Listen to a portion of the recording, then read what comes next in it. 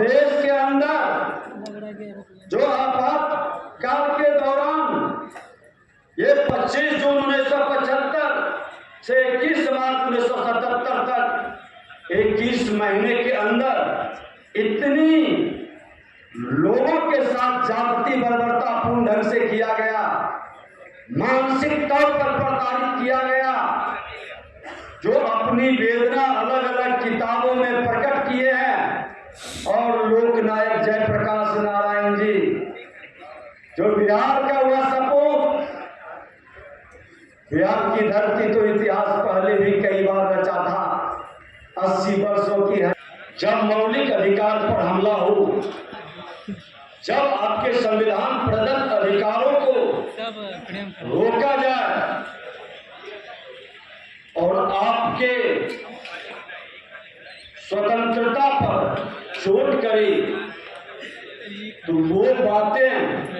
इतिहास के पन्नों में दर्ज है और अतीत से हम सबक लेते हैं ताकि वर्तमान को सुधारते हुए भविष्य को बचाने का, भविष्य को बेहतर करने का। आज आपातकाल पर जो है ये कार्यक्रम रखा गया, 50 वर्ष के लगभग पूर्व जो माहौल बना था, यहाँ जितने लोग बैठे हैं उस दर्द को जन्म जरूर लिए, उपस्थित जरूर थे, लेकिन पूरी तरह से उस लड़ाई में सम्मिलित नहीं के बराबर। और सच्चाई यही है कि अपने अभिभावकों बुजुर्गों से सुनते हैं कि वह आतंक और भय का माहौल था कि आपातकाल में आपके मौलिक अधिकार का हनन ही नहीं था, आपके मन के अंदर एक दहशत था जो पकड़ाते थे, खास करके आंदोलनकारी उनकी नसबंदी कर देता ताकि उसके भविष्य का वंश भी आंदोलन करने के लायक नहीं रहे। ये माहौल खड़ा किया गया था, ये वातावरण बनाया गया था और नदी में जागा जोश पुराना था और फिर से वह जोश अगर जो किसी में दिखाई पड़ा तो लोकनायक जयप्रकाश नारायण जी का, जो बिहार के छात्रों का अगुवाई करते हुए, नेतृत्व करते हुए यह आंदोलन, भाई साहब ठीक बताए कि गुजरात से लेके पूरे देश तक फैला था। और उस आंदोलन में जब लोगों को ये लगा कि सभी चीज पर सेंसरशिप, प्रेस पर सेंसरशिप, कोई न्यूज बाहर नहीं निकले, हमारे 5 जून की रात से ही देश में विपक्ष के नेताओं की गिरफ्तारी शुरू हो गई थी। सर्वश्री अटल बिहारी वाजपेयी जी, लाल कृष्ण अडवाणी जी सहित कई बड़े नेताओं को जेल के अंदर बंद कर दिया गया। आज इतनी बड़ी संख्या में लोगों को जेल में डाला गया। उन्होंने बताया कि किस तरह से तिहाड़ जेल के क्षमता से 3 गुना क्षमता जेलों में भरा गया और जो वातावरण बनाया गया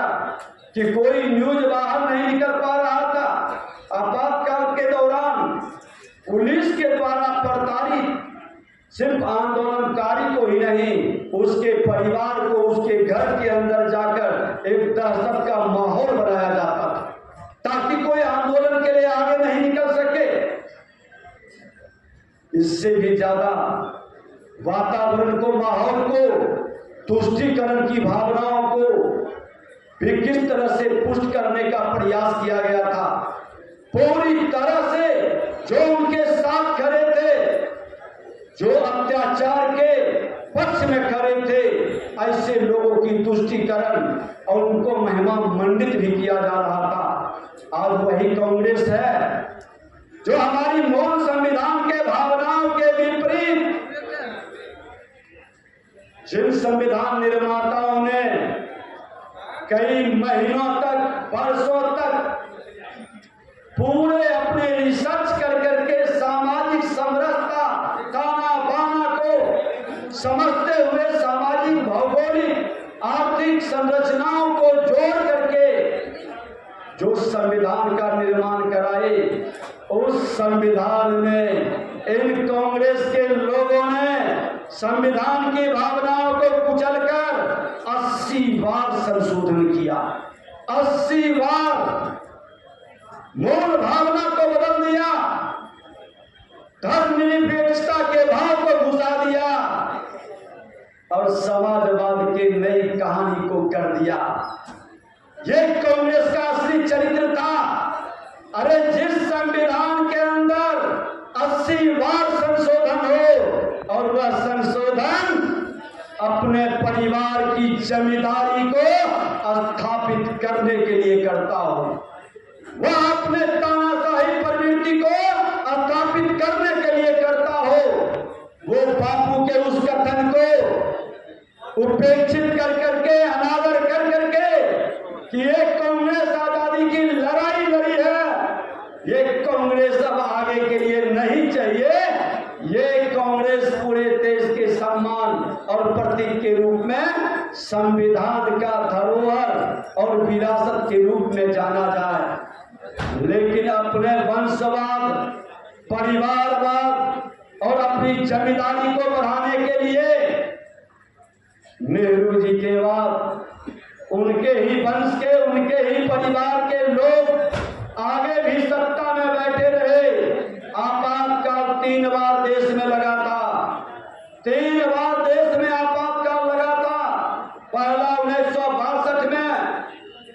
जब युद्ध की घोषणा चीन से हुआ, फिर 1971 में जब पाकिस्तान से युद्ध की घोषणा हुआ। लेकिन 1975 में आपातकाल क्यों लगा? युद्ध तो किसी देश से नहीं हुआ था। ये आपातकाल आप देख रहे होंगे कि इंटरनल डिस्टर्बेंस, आंतरिक और सुरक्षा की भाव क्यों जगा? क्योंकि जब सत्ता में बैठे लोग तानाशाह हो जाए, व्यक्तिवादी मानसिकता से लोकतंत्र को कुचलने लगे और ये मानसिकता को पोषित करने लगे, तो सत्ता में बैठा हुआ लोग निरंकुश हो जाता है। अपनी निरंकुशता को सत्य साबित करने के लिए, लोगों की आवाज को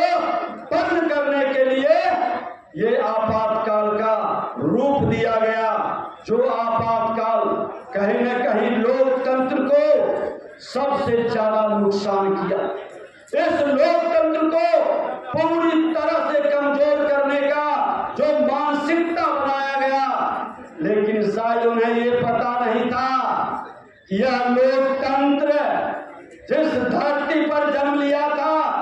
जिस धरती से ये लोकतंत्र निकला था, वह धरती भगवान महावीर बुद्ध का, चाणक्य चंद्रगुप्त का, सम्राट अशोक का और उससे भी बड़ी ताकत उस लोकतंत्र को मां जानकी की शक्ति की भूमि से वह उत्पन्न हुआ।